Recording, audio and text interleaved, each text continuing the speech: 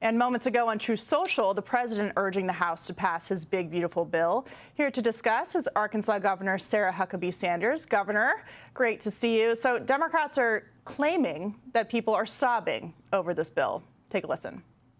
I'm getting calls, and in the airports, people come up to me when they recognize me, and they're sobbing on my shoulder because they know that so many people, whether it's people who are delivering babies, or whether it's, seniors in nursing homes, or whether it's folks with disabilities, those are the people that are going to be so incredibly hurt by this cruel betrayal of a bill. So, Governor, you're a woman of the people. You're in touch with your constituency. You run a big state. What are you hearing about the consequences or the benefits of this bill? Democrats have been crying since the day Donald Trump got elected. So it's no surprise that they still are, because they know he's somebody who's not afraid to take on big challenges. He absolutely has been crushing it since day one, and the Democrats are terrified of the level of success that he's bringing to the country. They don't want to see a secure border. They don't want to see tax cuts made permanent. They don't want to see a president who's fighting to move people from welfare to work. They want people to continue to be trapped on the government dependency.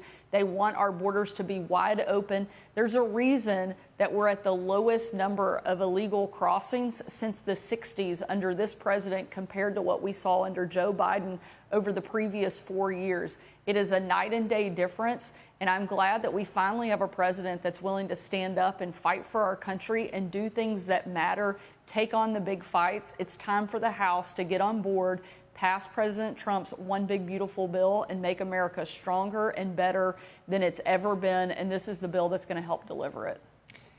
Governor, a lot of the things in this bill are campaign promises that the president made, including no tax on tips, but yet you have members of the Democratic Party, include people who work for tips like AOC, for example, saying this bill isn't enough. Take a listen.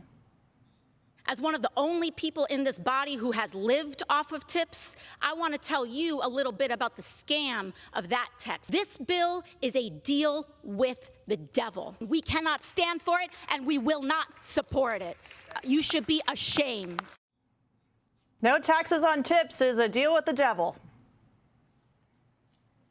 I mean, it honestly, if we hadn't seen so much from AOC, we would think she was an SNL skit. It is so laughable and absurd, the things that she continues to say, not just about this bill, but generally. She should not be a member of Congress with the kind of crazy things that she's spouting. But based off of what New York has been supporting over the last couple of months, it's no surprise that she's there representing them. We have to do better. That's exactly what President Trump is delivering on. He won in an overwhelming way when he was reelected president, and he told everybody exactly what he was going to do, and now he's delivering on it.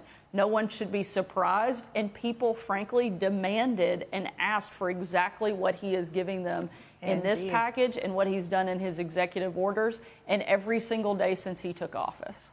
Yeah, Democrats are having a really hard time with the working class, and apparently they just want to make it worse with people like AOC trying to lead the party. Governor, thank you so much for your time tonight. Hey, Sean Hannity here. Hey, click here to subscribe to Fox News YouTube page and catch our hottest interviews and most compelling analysis. You will not get it anywhere else.